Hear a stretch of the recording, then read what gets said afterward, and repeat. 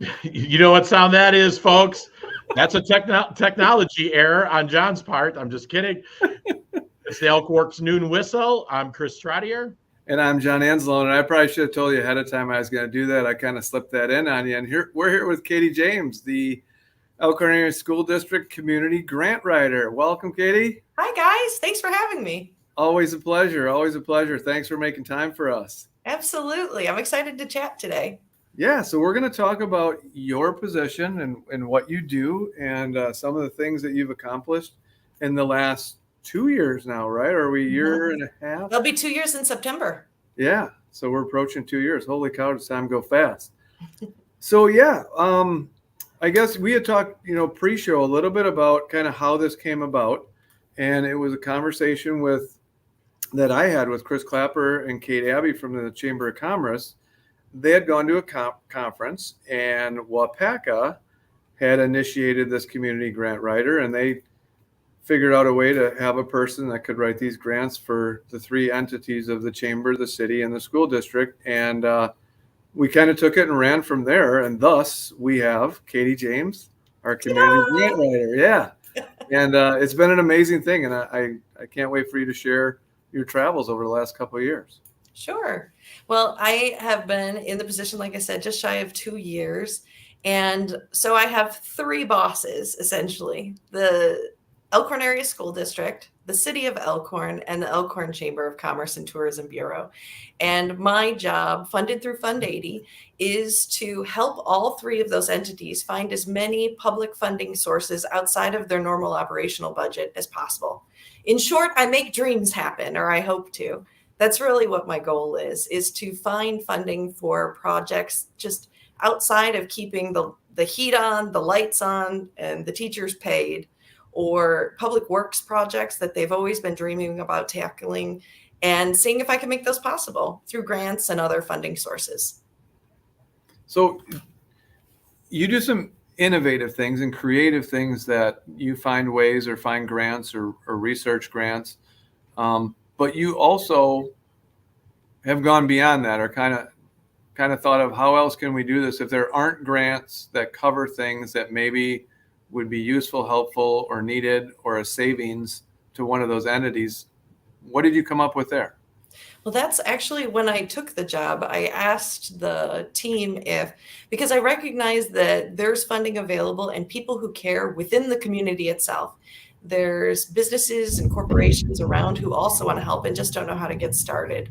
So my first job is to look for grants. That's really what most people think of when they want to fund a fun project. Like, say, the City of Elkhorn wanted to get a splash pad. That's something that's been a hot button topic for the whole community for a long time. So looking through DNR, looking through the state's data banks, which are not the easiest to navigate, which is why I think that it's been a real challenge for our community to tap into that resource previously, is because you really need to have a thorough knowledge of where to find those opportunities. And then it's seeing where Elkhorn fits in that, seeing if we're a good fit and seeing if we're eligible for those funding sources. And then I apply for the grant. And it could really be as simple as a couple of paragraphs for We Energies Foundation grant, or it could be a 1.5 page binder of documents that the Department of Natural Resources requests. But if we're not eligible for those funds, if I wasn't able to win the grant or we weren't eligible to get those funds, then I try to tap into sources locally, because people within the community have been dreaming for them for years, and I don't want to let them down. So I actually started last year my community wish list guidebook. And these are the projects that I couldn't get funded for one reason or another. And I had it available to the whole community to see if there was someone locally who wanted to make those dreams possible. And because our community is so great, you accomplished a good part of that book. Yeah, I actually got half of them funded locally, either from corporations or Elkhorn Angels, as I call them.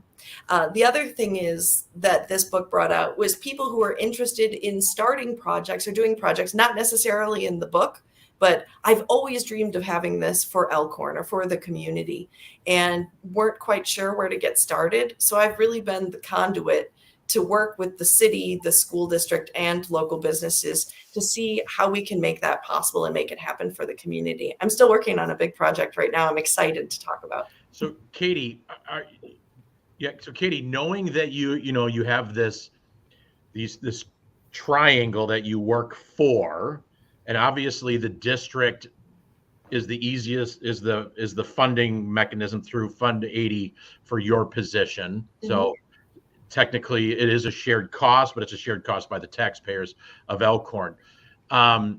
What are some common themes between like areas that you find that are kind of thematic between the city, the chamber, and the district that you're looking for resources or grants to address?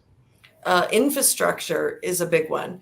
Road safety is another big one. Pedestrian safety. I'm working on a grant right now with the city to try to make our roadways safer for kids to walk to school, because that's in the interest of all of us. Anything to do with clean water has been a real priority for the City of Elkhorn, and I've been working with the EPA to find funding sources for that, because basically any funding I can bring in to help one entity helps them all. They all work together. So if I can bring the tax levy down with grants that are provided to the city, that certainly helps the Elkhorn Area School District, our partners there. If I can help with a grant for the school district that will pay for an initiative, then they can use that as operational resources in another way. And that brings more people into Elkhorn. We've got great schools. People will want to move here. And that's really what's going to be in the city's best interest as well, and the chamber. Well, I think your safe routes to school explains that well, that may have been a city grant you were looking into, but yet it affects not only our community and those neighborhoods and the areas, but also our kids getting to school, and how that so many times it is all the time. It's all connected, right? A healthy school, healthy community, and vice versa. Absolutely. They all work together. Well, I think, I'm going to tee one up for you. Obviously, housing is at the forefront of many discussions for a variety of reasons. Have you written any grants to support workforce housing? Absolutely. So I've been working with our partners at Habitat for Humanity with Walworth County. They are Chamber of Commerce partners. So I've been helping them out and giving them some guidance there, and finding funding sources for Habitat to build more houses, and also working with the school district on the youth build project. And so the kids can understand and get their construction skills to be employable. And then we get houses, we get employability skills, and we get great resources for our whole community.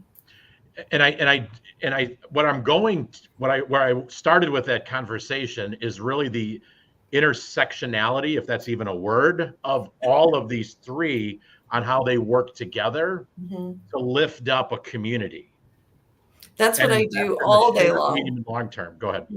Every grant I work on has a ripple effect. It helps with, if I can provide a new CNC machine to the high school, that was a grant that I wrote this summer, then we're training our young people to be able to work in machining careers, which is of great need in our industrial park and beyond.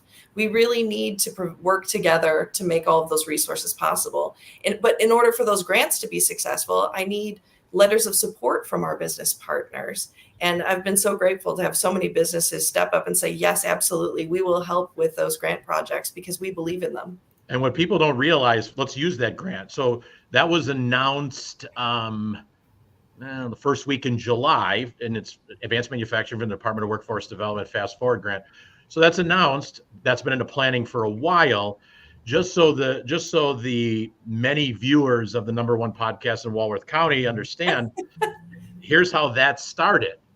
I went on a visit with Mike Thomas, our expert manufacturing teacher, to another great partner in Burlington, Lynch Chevrolet, or Lynch Family of Dealerships. Mike's like, I really want to add a Haas mini mill 4-axis with robotic capability. I have no idea what that means. But anyways. Sounds good. Yeah, it sounds really cool, right? Here's me. Yes, I like shiny new things. So then all of a sudden we're like, oh, how do we fund this? Well, the good news is we use our CT incentive grant, which comes from DWD that flows through DPI, where every kid who gets an industry recognized certification, a youth apprenticeship, or a technical certificate from Gateway, we get reimbursed up to $1,000 per kid. Well, the last couple of years we're right between anywhere between 90 and 110,000. So that no cost to the district, Fund 10 or any of Fund 80, it's all coming through just our continued of innovative practices.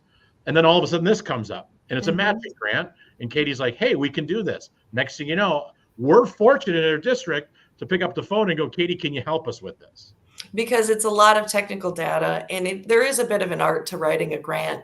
You're given a limited amount of space to tell your story. So I really need to write the most compelling story possible, learn as much as I possibly can about CNC machining, and convince the Department of Workforce Development that Elkhorn is worth investing in. And I do that over and over again. The fire department, the streets department, it's getting that information, telling our story, and making the best case that I possibly can for our community, because we're all going to benefit from it.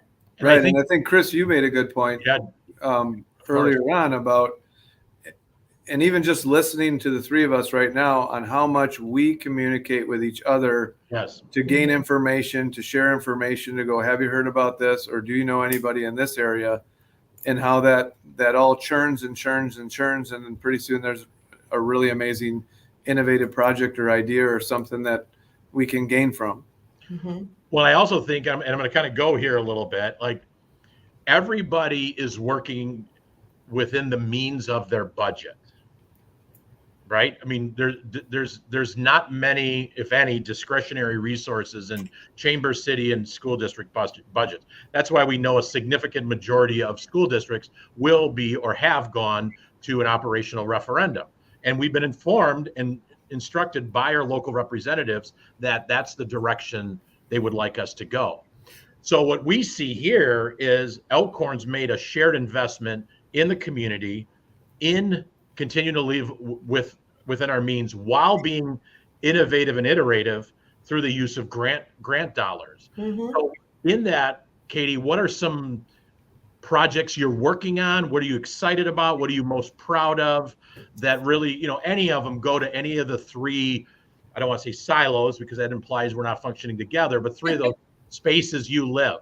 Sure. Well, we're developing a park next to the Chamber of Commerce that I'm very excited about. It will be an adult dementia-friendly park that the whole community will be able to utilize.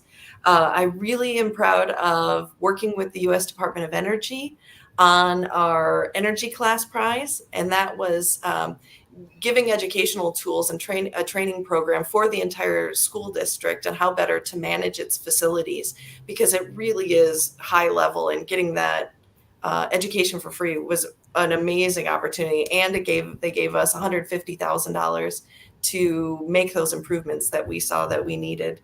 And lastly, for the city, it was an Elkhorn Angel wanted to give AED machines and outfit them in each of the police cars for our police department so that they could save lives faster. That was equipment that we didn't previously have, and that came out of the wish list booklet. I don't see something in here I love, but I really want to make sure that our community has access to the most efficient health services as possible. And there's so many more of those coming down the road. I'm excited for you to hear about them. But we want to continue to thrive, right? Yeah.